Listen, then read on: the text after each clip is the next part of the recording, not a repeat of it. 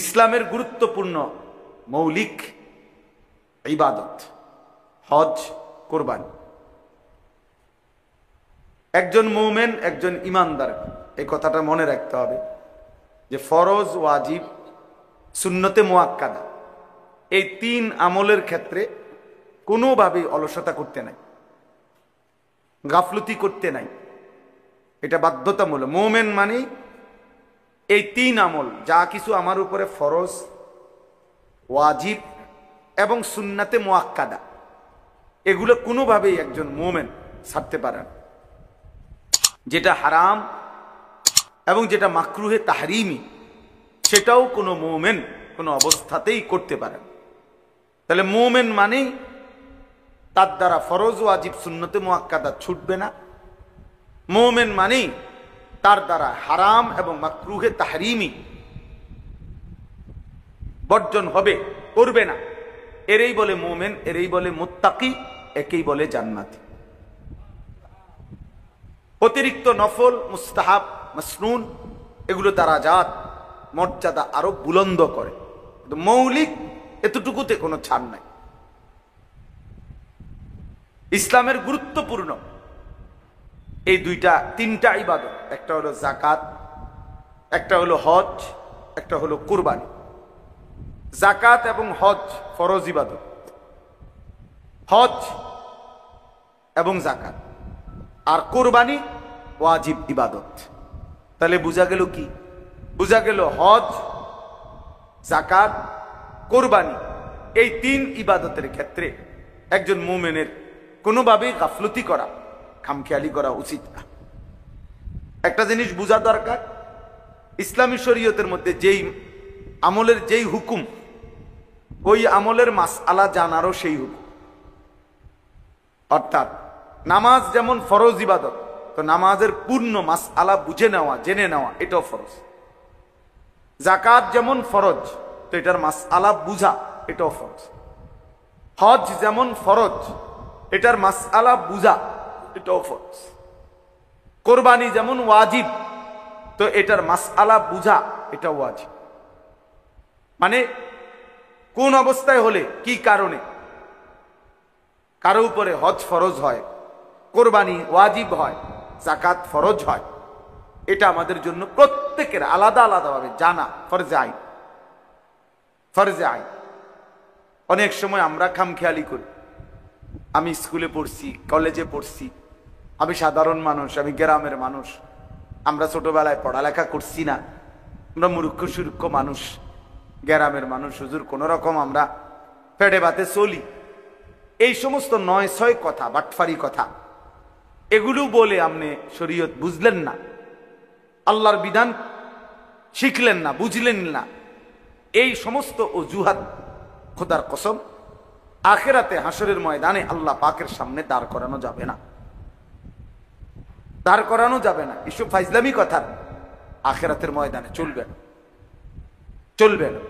সুম্মা লাতুসআলুন্না ইয়াওমাইদিন আনিন নাঈম। আল্লাহ বলেন, আমি প্রতিটি নিয়ামত সম্পর্কে অবশ্যই তোমাদেরকে জিজ্ঞেস করব। তো এক এক টাকা, এক এক সম্পদ, এক এক টাকার উপার্জন আল্লাহর নিয়ামত, আপনাকে এর জবাবদিহি করতে হবে। এই পরিমাণ টাকা, এই পরিমাণ সম্পদ থাকার কারণে আপনার উপরে হজ ফরজ হয়েছিল, আপনি কেন করলেন? কোরবানি ওয়াজিব হয়েছিল, কেন আদায় করলেন না? যাকাত ফরজ হয়েছিল, কেন করলেন না? আমি বুঝি নাই, আমি খেয়াল করি নাই, ইত্যাদি বললে বিশ্বাস করেন আখিরাতের শাস্তি থেকে মুক্তি মিলবে না। এজন্য এই তিন আমলের ক্ষেত্রে খামখেয়ালি করতে নাই। আমি একটা উদাহরণ দিই, তাহলে বুঝবেন। ফজরের নামাজের 2 রাকাত সুন্নত নামাজ, সুন্নতে মুআক্কাদা, মানে ফরজের আগে যে 2 রাকাত নামাজ। তা আমাদের নবী সাল্লাল্লাহু আলাইহি ওয়াসাল্লাম বলেন যে, হে আমার উম্মত, যদি তোমাদের কাউকে ঘোড়ায় পিষা ফেলে, অর্থাৎ তুমি যদি ঘোড়ার পায়ের নিচে পড়ে আহত হও, আঘাতপ্রাপ্ত হও, ঘোড়ায় তোমারে পায়ে পাড়াইছে, এত ব্যথা, এত বড় আহত হলেও যদি হও, নবীজি বলে তবুও তুমি ফজরের 2 রাকাত সুন্নাত ছেড়ো না। তাইলে ফজরের 2 রাকাত সুন্নত সুন্নতে মুআক্কাদা হওয়ার কারণে নবীজি সাল্লাল্লাহু আলাইহি ওয়াসাল্লাম কি পরিমাণ গুরুত্ব দিয়েছেন। আচ্ছা, কোরবানি একটা ওয়াজিব ইবাদত। তো নবীজি বলছেন, মান ওয়াজাদা সাআতান লিআন ইউদাহিয়া, যার কোরবানি করার সামর্থ্য ছিল, কোরবানি ওয়াজিব হয়েছিল, ওয়ালাম ইউদাহি, অথচ সে কোরবানি করল না, ফালা ইয়াকরাবান্না মুসাল্লানা। দেখেন কথাটা বোঝা দরকার। আল্লাহর নবী সাল্লাল্লাহু আলাইহি সাল্লাম বলেন, ওই নাফরমান যেন আমাদের সাথে নামাজে না আসে, ও যেন আমাদের মসজিদে না আসে, ও যেন আমাদের ঈদগাহে না আসে। তাহলে কত বড় ধমক দিছে যে বেটা নাফরমান, সামর্থ্য থাকা সত্ত্বেও তুমি কোরবানির ওয়াজিব আদায় করলা না কেন? এখন আপনি যদি বলেন যে আমি বিষয়টা জানি না, আমি মাসালাই বুঝি নাই, তো এইবার তো ফিডা ছেড়ে দিব, ঠিক না? যেহেতু উনি জানে না, অতএব ফেরেশতা বলবে না ওনারা ছেড়ে দাও, নাকি? তাইলে বলে। আচ্ছা, এবার আপনি দেখেন হজ। রাসূলুল্লাহ সাল্লাল্লাহু আলাইহি ওয়াসাল্লাম স্পষ্ট হাদিসের মধ্যে বলছেন, মান মালাকা জাদান ওয়া রাহিলাতান তুবাল্লিগুহু ইলা বাইতিল্লাহ, যে ব্যক্তির এই পরিমাণ পাথেয়, আসবাব এবং বাহন সামর্থ্য ছিল যে যার দ্বারা সে আল্লাহর ঘরে হজ করতে পারত। শরীয়ত মোতাবেক একটা নির্দিষ্ট পরিমাণ আছে, আপনার মন মতো সামর্থ্য না, আপনার মন চাইছে হজ, এটা না। শরীয়ত যে পরিমাণ সাব্যস্ত করছে ওই পরিমাণ যখন আপনার হবে, এবার আপনার মন না চাইলেও আপনার উপরে ফরজ, মন না চাইলেও ফরজ। কোন ব্যক্তি যদি ফজরের ওয়াক্ত হয়, সে ঘুমে থাকে, তারপরেও তো তার উপরে নামাজ ফরজ কিনা? তাইলে আপনার মন চাওয়া নিয়ে কথা না।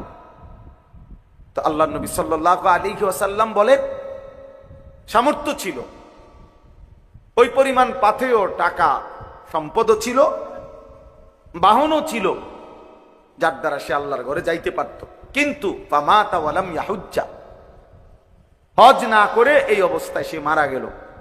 আহা, নবীজি বলেন, ফালা আলাইহি আন ইয়ামুতা ইয়াহুদিয়ান ওয়ালা নাসরানিয়ান, সে কি ইহুদি হয়ে মরল নাকি খ্রিস্টান হয়ে মরল আমার জানা নাই। আমি রাসূলের এই ব্যাপারে কোনো দায়ভার নাই। এবার একজন লোক হইল, ভেবে দেখেন, ইনসাফ করে চিন্তা করেন। নবীজি বলছেন, সামর্থ্য থাকার পরেও যে হজ করল না, এই নাফরমান কি ইহুদি হয়ে মরছে নাকি খ্রিস্টান হয়ে মরেছে আমি জানি না। তার মানে অত্যন্ত জরুরি কথা হইল, নবীজি যদি এটাও বলতো যে সে কি মুসলমান হয়ে মরছে না ইহুদি হয়ে মরছে না খ্রিস্টান হয়ে মরছে আমি জানি না, তাইলেও একটা কথা ছিল। কিন্তু এইটাও বলে নাই, মানে মুসলমান হিসাবে মরে নাই, এটা ঠিক আছে নিশ্চিত, তবে বাকি বেঈমানের মধ্যে কোন আইটেম, কি ইহুদি না খ্রিস্টান, এটা আমার জানা। আর আরেক হাদিসে বলছে, ফালিয়ামুত ইনশাআ ইয়াহুদিয়ান বা ইনশাআ নাসরানিয়ান, সামর্থ্য থাকার পরেও যে হজ না করে মরে গেল, নবীজি বলেন সে যেন ইহুদি হয়ে মরুক অথবা খ্রিস্টান হয়ে মরুক, তোর লগে আমার কোনো সম্পর্ক নাই। তাহলে রাসূলুল্লাহ সাল্লাল্লাহু আলাইহি সাল্লাম যদি এই কথা বলে, তাহলে ওই নাফরমানের জন্য হাসরের ময়দানে সুপারিশ করবে কে? তিনি যদি বলে আমি জানি না, আমার কোনো দায়িত্ব নাই, তাহলে এর জন্য সুপারিশ করবে কে? তারে হাউজে কাউসারের পানি দিবে কোন আব্বা? বলে কে দিবে? এই জন্য নবীজি সাল্লাল্লাহু আলাইহি ওয়াসাল্লাম এই ফরজ ত্যাগ করার প্রতি এত বড় ধমক দিছে।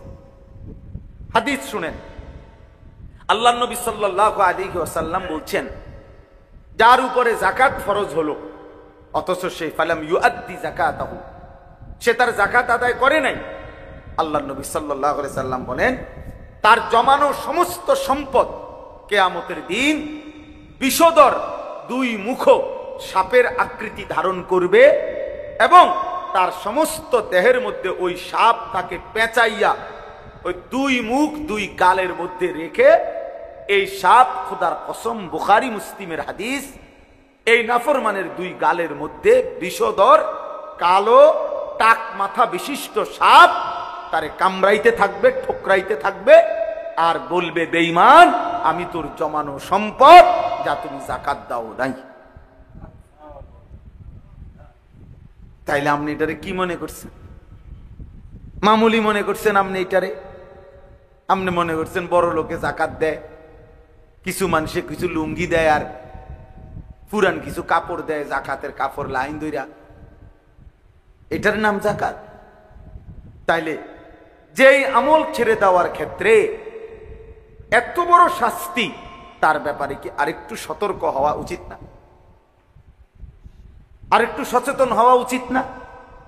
তাহলে এই জন্য আমার প্রথম কথা হলো, হজ এবং কুরবানি অত্যন্ত গুরুত্বপূর্ণ ইবাদত, অত্যন্ত গুরুত্বপূর্ণ ইবাদত।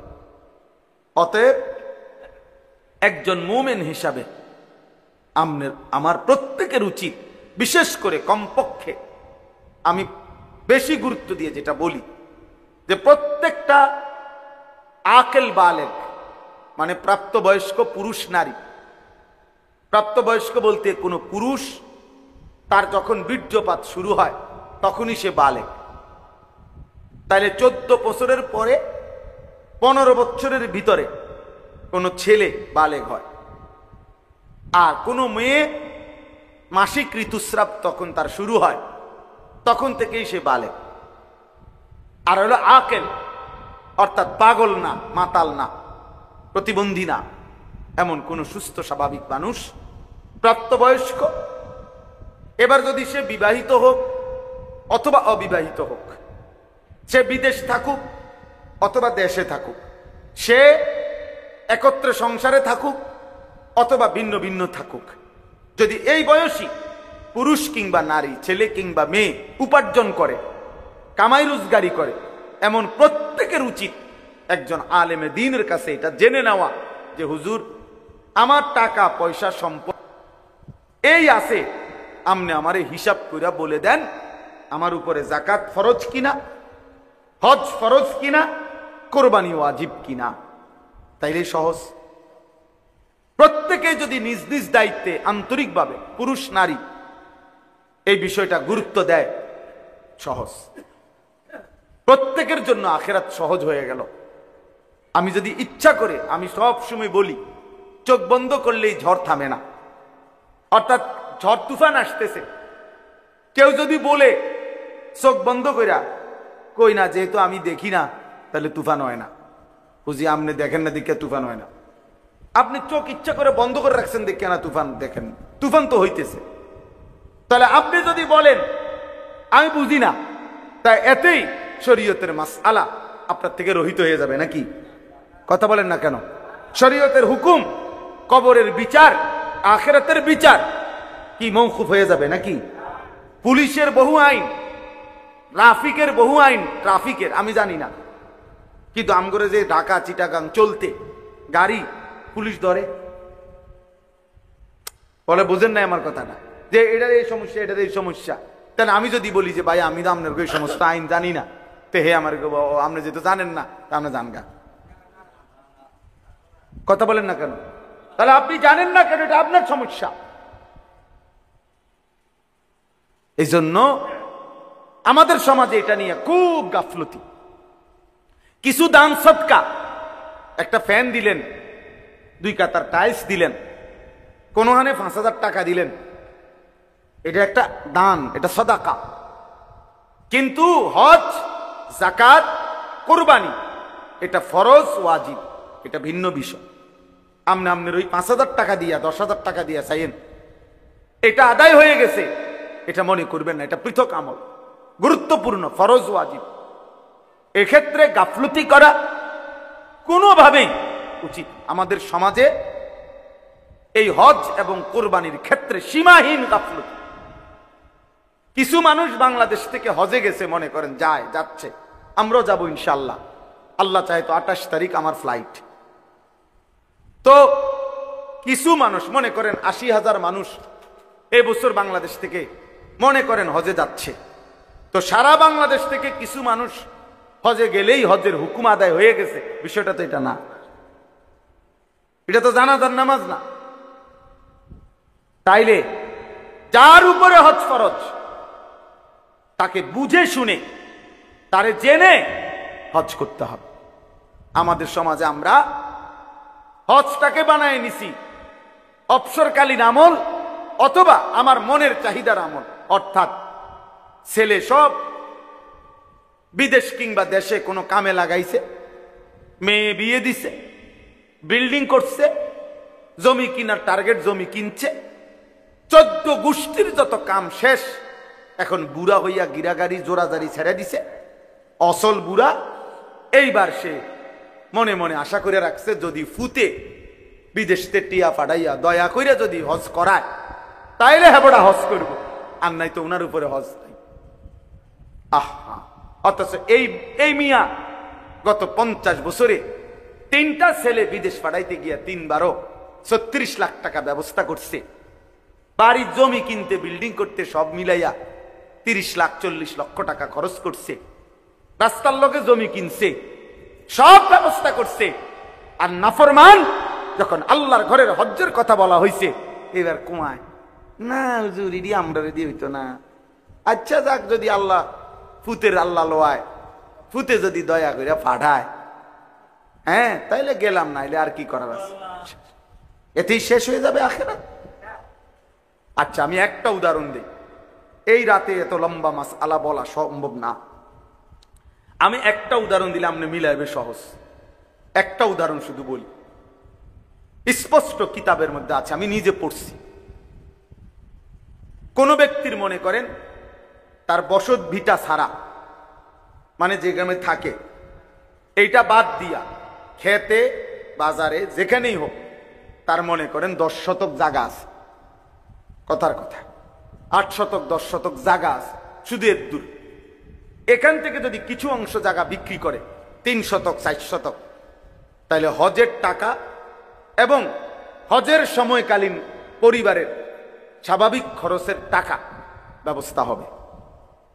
আর ফিরে আসবার পরে বাকি যে দূর জমি আছে ওই বাকিটা ওইটা দিয়েই ইচ্ছা করলে তার সংসার চলবে। কথা বুঝছেন কিনা? এই অবস্থায় আমি আরো ভাঙ্গা বলি, মনে করেন 10 শতক জমির মধ্যে তো হজের টাকা হইল সর্বোচ্চ ভালো মিডিয়াম মানেও যদি কেউ প্যাকেজে হজে যায় 6.5 লাখ টাকায় যথেষ্ট এখন, তো 6.5 লক্ষ টাকা। আর মনে করেন 1.5 মাস বউ বাচ্চা পরিবার সংসার চলতে গিয়া ধরেন আরো 1.5 লাখ টাকা, তো কত হইল 8 লাখ টাকা। আপনি ধরেন 10 লাখ টাকা, ঠিক আছে নি? তো 10 লক্ষ টাকা। তো মনে করেন এই 3 শতক জমির দাম হইল 9-10 লাখ টাকা, 3 লাখ টাকা করে শতক আমি ধরলাম আর কি। আচ্ছা, আর বাকি 7 শতক 6 শতক জমি যেটা আছে এইটা দিয়ে ইচ্ছা করলে তার সংসার আইসা চলবে। তাহলে এই লোকের কাছে আর ব্যাংকে কোনো টাকা নাই, এই লোকের কোনো ব্যবসা নাই, এই লোকের কোনো ফুদ বিদেশে নাই, এবার আর কোনো জমা টাকা নাই, কিচ্ছু নাই, শুধু বাড়িটা আর ওই জমিটা আছে, এদ্দুর জমি আছে, যে এদ্দুর জমির কিছু অংশ বিক্রি করলে হজের টাকা হবে, সংসারের টাকা হবে ওই কয়দিনের 1.5 মাসের। আর আসার পরে শুধু একটু জায়গা, বাকি জায়গাটা দিয়ে ইচ্ছা করলে তার জীবন সংসার চলবে। বিশ্বাস করেন যদি আর কিছুও না থাকে, বাজার ব্যবসা দোকান বিদেশ টাকা আর কোথাও কোনো টাকা নাই, তাহলে এটুকু জায়গা থাকার কারণেই নিঃসন্দেহে এই ব্যক্তির উপরে হজ ফরজ।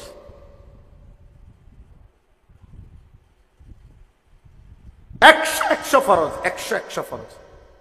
এখন এই বুড়া নাফরমান যদি ইচ্ছা করে চোখ মুচ্ছা, আপনি বুঝেন না, আপনি চোখ বন্ধ করে লাইছেন, হ্যাঁ আপনি বুঝেন নাই, আপনি পুতের বিদেশের টেয়ার লাগিয়া বইয়া রইছেন, অথবা ইচ্ছা করে দুনিয়ার সমস্ত কিছু করতে গিয়ে টাকার ব্যবস্থা হয়েছে, আপনি হজ করলেন না, তাইলে মনে রাখবেন যদি এই অবস্থায় এমন কোন বয়স্ক লোক মৃত্যুবরণ করে তো আল্লাহ রাসূল বলছে তুই কি ইহুদি মল্লি না খ্রিস্টান মল্লি আমি নবী জানি না, যা। এবার আমনের সুপারিশ আমনের কোন বাফে করব, আমনে এই আব্বারে ঠিক করে রাখি। আপনারে হাউজে কাউসারের পানি কোন আব্বাই দিবে, আমনের সেই আব্বার লগে কথা বলে রাখি। এখন বলেন, এই কথা চিন্তা করলে আমাদের সমাজের কি পরিমাণ মানুষের উপরে হজ ফরজ? কথা বলে না, আপনারা কোন কথা কোন না কেন চাচা? কি পরিমাণ মানুষের উপরে হজ ফরজ? হ্যাঁ বলেন চাচা, বলেন। শতকরা দেখছেন, এই যে উনি বলতেছেন, উনি বুঝছে কথাটা, এই জন্য বলতেছে। সহজ কথা না এটা? আচ্ছা, তাইলে এই পরিমাণ সম্পত্তি হুদা 10 শতক, 50 শতক, 100 শতক, 30 শতক, 40 শতক জায়গার মালিক নাই মানুষ? তো তাইলে আমনের জমির এক কোণা বেচলেই 3 বার হজ করতে পারবো, 3 বার হজ করতে পারবো মিয়া। এই জন্য দয়া করে কোরআনুল কারীমের মধ্যে আল্লাহ বলছে, ওমান কাফারা ফাইন্নাল্লাহা গানিয়্যুন আনিল আলামিন। আল্লাহ বলছে, যে হজ করতে অস্বীকার করে, হজকে যে অবমূল্যায়ন করে, এই হজের আয়াতের পরে এটা, মানে এটা হজের আয়াতের সাথে, ওয়ালিল্লাহি আলান নাসি হিজ্জুল বাইতি মান ইসতাতাআ ইলাইহি সাবিলা। আল্লাহ বলে, যাকে আমি সামর্থ্য দিয়েছিলাম তার উপরে আমি আল্লাহ আমার সন্তুষ্টির জন্য আমার ঘরের হজ ফরজ করলাম। ওমান কাফারা, যে প্রত্যাখ্যান করলো, করবে না, আল্লাহ বলেন ফাইন্নাল্লাহা গানিয়্যুন আনিল আলামিন। এমন নাফরমান যদি সারা পৃথিবীর সবাই হয়, আমি কারো মুখাপেক্ষী না, আমি আল্লাহ আল্লাহই, আমি সকলকেই শাস্তি দেব, সকলকেই শাস্তি দেব। তাইলে এই বাংলাদেশে একবার একজন নামধারী এক ব্যক্তি, মনে আছে কিনা বিগত ফ্যাসিস্টের আমলে, এক জালেম ক্ষমতার সামান্য কিছু পেয়ে অহংকার করে আল্লাহর ঘরের এই পবিত্র হজকে অবজ্ঞা করেছিল, বিদ্রুপ করেছিল বাংলাদেশে। ওই নাফরমানের নাম এখন আর কোন পৃথিবীর কেউ নেয় না, কেউ থুতুও মারে না, কেউ ফিরেও চায় না, ফিরেও চায়। এই জন্য আল্লাহ বলছে, ওমান কাফারা ফাইন্নাল্লাহা গানিয়্যুন আনিল আলামিন। যে আমার হজ থেকে মুখ ফিরায় নেয়, প্রত্যাখ্যান করে, আমি তার মুখাপেক্ষী না। যা বেটা, তোর মতো বেটা আমার ঘরে আসবে না বেটা, তুই যাবি না মানে তোর আমি নিব না বেটা। আমরা কিতাবের মধ্যে পড়ছি, আমার কাছে হযরত মাওলানা আব্দুল মাজিদ দরিয়াবাদী রাহমাতুল্লাহর কিতাব আছে, সফরে হিজাজ। ও কিতাব কিনবা, বাংলা অনুবাদ হয়েছে। বেটা ইলিয়াস কথা কয় না, সফরে হিজাজ বইয়ের নাম, তাহানুমা প্রকাশনী, বাংলা অনুবাদ হয়েছে, লেটেস্ট অনুবাদ, অনেক সুন্দর। মানে 1929 সনে, কত বছর আগে? প্রায় 100 বছর। 2029 হলে প্রায় 100 বছর আগে এই উপমহাদেশের একজন বড় বুজুর্গ আলেম হযরত মাওলানা আব্দুল মাজিদ দরিয়াবাদী রাহমাতুল্লাহ আলাইহি, সেই সময়ের সমুদ্রের জাহাজে এবং কি পরিমাণ কষ্ট স্বীকার করে আল্লাহর ঘরের হজ করছে, সেই হজ্জের সফরনামা, এটা বাংলা অনুবাদ হয়েছে। এখন পড়লে পৃষ্ঠা পৃষ্ঠা চোখের পানি আসবে, যে আমাদের পূর্বসূরীরা আজ থেকে 50 বছর আগে, 100 বছর আগে জীবনের তরে পুরা গ্রাম পরিবার সবার কাছ থেকে জীবনের তরে বিদায় নিয়েই, কাফনের কাপড় সাথে নিয়েই আল্লাহর ঘরের হজের জন্য কি করত?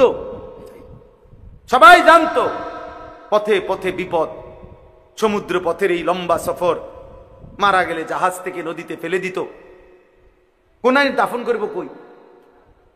কথা বোঝেন নাই আপনার? এরকম বিপদ।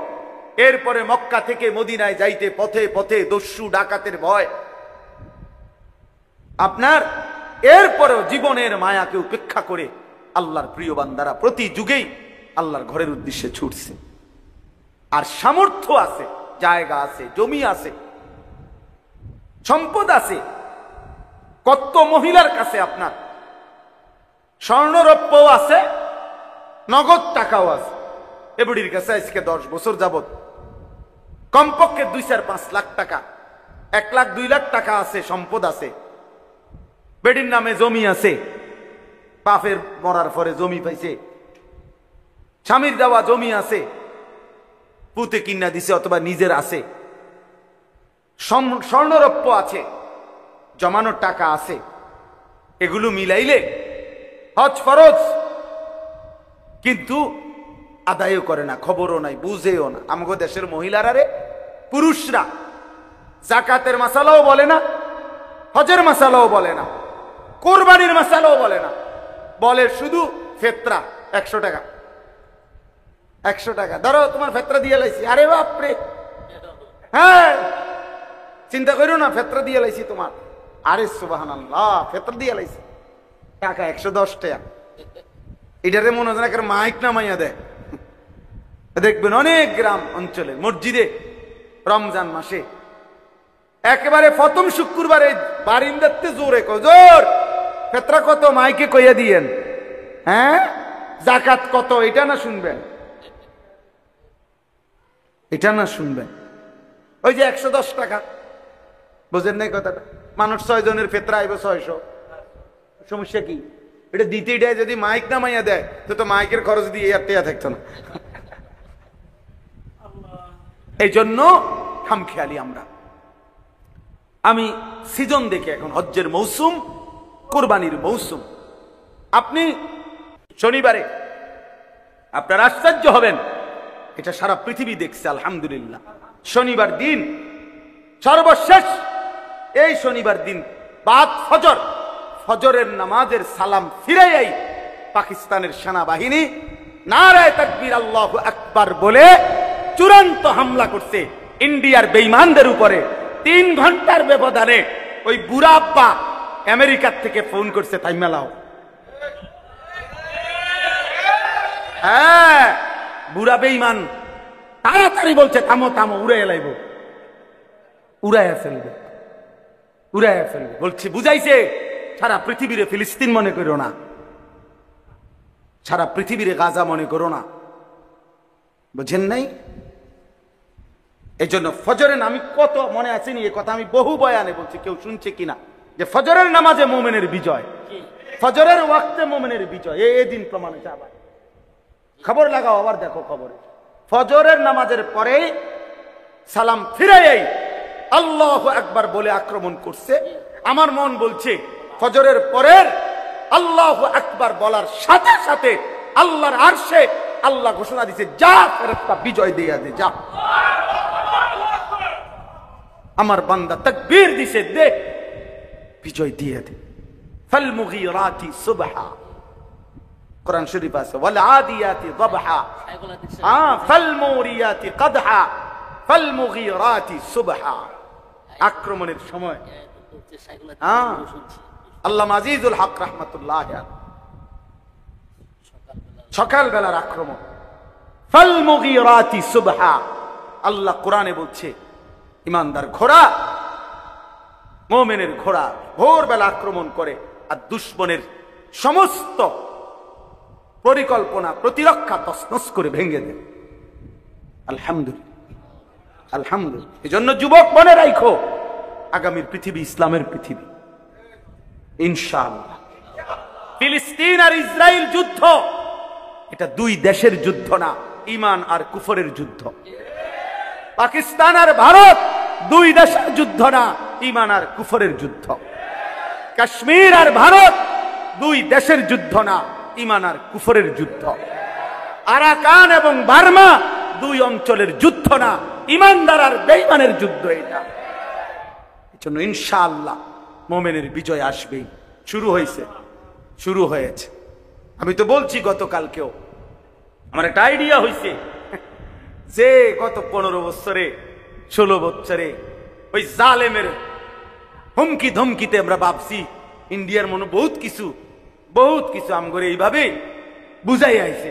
এখন যখন 2 দিনের আক্রমণে যখন উড়ে গেছে, তখন এটা বুঝ হয়েছে বাংলার সাথে লাগলেও ইন্ডিয়ার বেঈমান পারবে না। ইনশাআল্লাহ, ইনশাআল্লাহ, ইনশাআল্লাহ। দিল্লি না ঢাকা, ঢাকা ঢাকা। এবার লাগাও, আমরাও আইডিয়া হয়েছে, উড়ে এলাম আমরা ইনশাআল্লাহ। ইনশাআল্লাহ আমরা বুঝে গেছে একটা আসলে যে কিচ্ছু নাই। হ্যাঁ, ধোকা ধোকা। ঠিক তখন ভারত পরাজয় স্বীকার করেছে, সেদিন রাতেই ফ্যাসিস্ট নিষিদ্ধ হয়ে গেছে। একই সময় আল্লাহ দেখায় দিছে পৃথিবীবাসীকে। এজন্য আগামীর সম্ভাবনা ইমানের সম্ভাবনা, আগামীর সম্ভাবনা ইনশাআল্লাহ ইসলামের সম্ভাবনা, আগামীর পতাকা কালেমার পতাকা। ইনশাআল্লাহ মুসলমান জিতবে ইনশাআল্লাহ। শুনবেন একদিন ঘুম থেকে উঠা যে ফিলিস্তিন বিজয় হয়ে গেছে। আমি বললাম ইনশাআল্লাহ হবেই হবে, আমি থাকি বা না থাকি হবেই হবে। আমার সন্তানকে বলছি, আব্বা যুদ্ধ করবা তুমি নয় আমি, জীবন দিবা আল্লাহর জন্য, দ্বীনের জন্য, জান বাজি রাখবা। এই জন্য আমাদের যুবক ছেলেরা ফেরা দরকার, প্রিয় ভাই ফিরে আসা দরকার। আল্লাহর দিকে আসো, আল্লাহকে সেজদা দাও, আল্লাহকে বলো মাওলা আগামীর মাহাদির সৈনিক যারা সারা পৃথিবীর বেঈমানের বিরুদ্ধে যুদ্ধ করবে সেই কাফেলায় আমার নাম তুলে দাও। আমিন আমিন আমিন। কোন আপোষ না, জিহাদ। কি বলেন? আপোষ না, জিহাদ। আপোষ না, জিহাদ। জিহাদ ইনশাআল্লাহ। ওই আপনার জাতিসংঘ, ইউরোপ আমগো সমাধান কেউ দিবে না, আমাদের সমাধান আল্লাহ দিবে। আমাদের বিজয় দেবে কে? আল্লাহ আছেন। এই জন্য বললাম, আল্লাহ নিজে বলছে ওয়ায়াযকুরু ইসমাল্লাহি ফি আইয়ামিন মা'লুমাত আলা মা রাযাকাহুম মিন বাহিমাতিল আনআম। কেন কুরবানি দিলাম? আল্লাহ বলেন নির্ধারিত এই দিনগুলোতে যেই প্রাণীগুলো জবাই হয় সেই জবাইয়ের মুহূর্তে আমি আল্লাহর জিকির, আমার নাম, আমার স্মরণ, আমার তাকবীর যে বুলন্দ করে আমি রব এটা শুনতে চাই। আমার জমিনের সর্বত্র একসাথে আমার নাম উচ্চারিত হবে, আমার কোটি কোটি বান্দা কুরবানি করবে আর আল্লাহু আকবার বলে উঠবে, আমি রবের আরশে আজিমে এটা পৌঁছবে, আমি গ্রহণ করব আর আমার বান্দার গুনাহ মাফ করে দেব, এটা আমি চাই। এজন্য কুরবানি মামুলি না। আপনি এটারে হুদা একটা কি কুরবানি না করতে, না না না না না না, এটা বহুত বড় বিষয়, বহুত বড় বিষয়, বহুত বড় বিষয়। আল্লাহ তাআলা আমাদেরকে গুরুত্বের সাথে প্রত্যেককে কুরবানি করার তৌফিক দান করেন। আল্লাহ তাআলা বলেন ওয়াআদ্দিন ফিন নাস বিল হজ ইয়াতুকা রিজালান ওয়া আলা কুল্লি দামিরিন ইয়াতিনা মিন কুল্লি ফাজ্জিন আমিক। আল্লাহ বলেছে, হে আমার নবী ইব্রাহিম, আমার ঘর কাবা তোমার দ্বারা বানিয়েছি, সারা পৃথিবীর মুমিনদেরকে তুমি ডাকো, আমার বান্দাদেরকে ডাকো, ওরা যেন আমার ঘরে হজ করতে আসে। আল্লাহর নবী ইব্রাহিম বলছে, মাওলা সারা পৃথিবীর মানুষকে আমি একসাথে কিভাবে ডাকবো? তাফসীরের মধ্যে আছে আল্লাহ বলছে ওয়া নাদি ওয়া আলাইয়াল বালাগ, তুমি ডাকো পৌঁছাবো আমি। তুমি ডাক দাও, তোমার আওয়াজ এর দূর হয়েছে এর দূর দাও, বাকিটা আমি সর্বত্র পৌঁছায় দাও। এই জন্য মুয়াজ্জিন খুব দামি। মুয়াজ্জিনের আজান সে তার সাধ্যমতো দেয়, আর আজিমের মালিক আল্লাহ, আল্লাহর জমিনের সর্বত্র পৌঁছায় দেয়। ইয়াতুকা রিজালান ওয়া আলা কুল্লি দামিরিন ইয়াতিনা মিন কুল্লি ফাজ্জিন আমিক। আল্লাহ বলেন আজকে তুমি ডাক দিয়ে রাখো, আগামীর কিয়ামত পর্যন্ত আমি আল্লাহ আমার এই ঘরের উদ্দেশ্যে আমার বান্দাদেরকে আমি টেনে আনবো। যারা কাছের তারা পায়ে হেঁটেই আসবে, আর যারা দূরের তারা যত দূর দূরান্তই হোক, পৃথিবীর শেষ প্রান্তের প্রতিটা গলি থেকেও হলেও আমার বান্দারা এত দূর থেকে আসবে যে আস্তে আস্তে বাহন দুর্বল হয়ে যাবে। মানে মানুষ না, শুধু বাহন। এটা সহজ হিসাব বলে আমি বুঝছি, যেটা এখনকার যুগের হিসাবে এত দূরের থেকেও ফ্লাইট যে এক বিমানে, এক ফুয়েলে, এক তেলে একবারে আসতে পারবে না। পৃথিবীর এত দূরের থেকেও হজ্জে আসে যে কোনোভাবে এক ফ্লাইটে হয় না। এই জন্য মাঝখানে তেল শেষ হয়ে যায়, মাঝখানে ট্রানজিট দিতে হয়, কোনো দেশে থামতে হয়, নিয়ে আবার তেল নিয়ে আবার ফ্লাই করতে হয়। অর্থাৎ আল্লাহ যেন বলছে এত দূর থেকেও আসবে যে তেল শেষ হয়ে যাবে, বাহন দুর্বল হয়ে যাবে, তো আবার ঠিক করে আবার চাইতে হবে। আসবেই আমার বান্দা।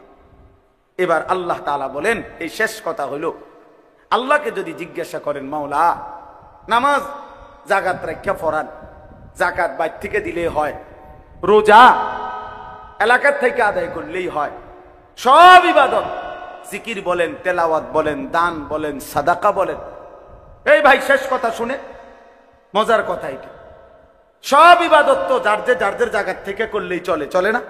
কথা বলেন না? হ্যাঁ, তাইলে যার যার এলাকাতেই তো হচ্ছে নামাজ, রোজা, জাকাত, হ্যাঁ, কুরবানি, দান, সাদাকা, জিকির, তেলাওয়াত। তো আল্লাহকে এবার যদি প্রশ্ন করি মাওলা শুধু এই একটি ইবাদত হজ, এটার জন্য সারা পৃথিবীর দূর দূরান্ত থেকে আপনার বান্দাদেরকে আপনি কেন ডাইকে আনেন? এক জায়গা আনেন কেন? এখানে আনেন কেন? কাবা ঘরের কাছে। আল্লাহ নিজে বলতেছেন লিয়াশহাদু মানাফিআ লাহুম। আমি বলবো না, আল্লাহ বলে বান্দা আমি বলবো না, ও আয়েশা নিজে দেখে যাক। সবকিছু বলে যায় না। কাবা দেখতে কেমন, মালিকের ঘর দেখলে কেমন, আল্লাহর ঘরের চারদিকে ঘুরলে কেমন, সাফা মারওয়ায় সাই করলে কেমন লাগে, মিনার তাবুতে কেমন লাগে, আরাফাতের খোলা ময়দানে কেমন লাগে, মুজদালিফার খোলা আকাশের নিচে রাত গভীরে কেমন লাগে।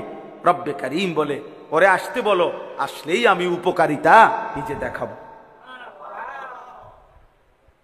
আমি দেখাবো, ওরে আসতে বলো।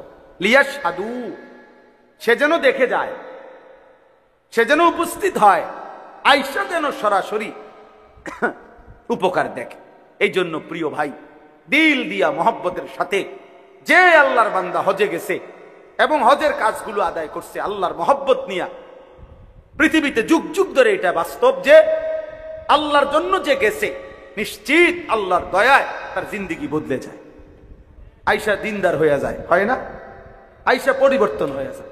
যদি দেখেন কারো পরিবর্তন হয় নাই, তো আপনি খবর নিলে দেখবেন তার হজ মালিকের সন্তুষ্টির জন্য সে করেই নাই, করেই নাই। আমি নিজে দেখছি, আমার সাথে আরো আগে একবার কোরবানির দিন, আরে কোরবানির গরু কিনছে এবারা বয়স্ক লোক, একসাথে দুজনে, আমরা গরুও কিনছি, হেবড়াও গরু কিনছে, হাসিল করা বেড়ে, হাসিল, হাসিল বোঝেন না? ওই বাজারের যে খাজনা দেয়, তো এই হাসিল, এই হাসিলটাও আমাদের দেশে এক ধরনের সম্পূর্ণ অযৌক্তিক নিয়ম আমাদের দেশে বানায় নিছে। অর্থাৎ সারা পৃথিবীতে সমস্ত ক্ষেত্রে প্রতিটা পণ্য বিক্রির সময় বিক্রেতা খাজনা দেয়। ও বোঝেন নাই? বাজারে খাজনাটা দেয় কে? বিক্রেতা দেয়। কিন্তু এখানে আমি ক্রেতা খাজনা দিবে কেন? বলেন, ইনসাফের কথা বলেন, ক্রেতা দিবে কেন হাসিল? জায়গাটা আমি তো ব্যবহার করি, তুমি না তোমার গরু আইনে এখানে কি করছো, রাখছো, তুমি না ব্যবহার করছো, বিক্রেতা, তো তুমি না কি দিবা? আর এটা চাপাই দিছে কার উপরে? আম গরু, আমাদের উপর। আরো কত ফতুয়া, কত মাসালা। হ্যাঁ, বাজার কমিটিরে আপনাকে কোরবানির শরীক বানাইয়েন না, তারপর বহুত রং সঙ্গের কথা এগুলো। যাই হোক, তো আমি বললাম যে কথাটা, হাসিল দিতে গেছে এ হেবটাও আমিও, তো কত 200 বা 400 টাকা হাসিল। তো ওই যেই লোক হাসিল নিচ্ছে হে হেবটার চিনে, আগের থেকেই চিনে, তো নাম লিখে দিছে, হ্যাঁ লিখে কাগজ এটা দিছে, টাকা দিতে কইছে। উনি নামের দিকে চাইয়া আবার দিছে হেতে রাতে, হ্যাঁ হেতে রাতে, ঠিক না না ওইতে রাতে দিছে আবার, এটা ঠিক করে লেখ, নাম ঠিক করে লেখ। ওইতে কইতেছে, কয় চাচা আপনার নাম তো এইটাই, আমি তো যেটা লিখছি আমি এটাই তো আপনার নাম, আপনার নাম তাহলে কি? হাজি লেখ, হাজি, হাজি, হাজি লেখ।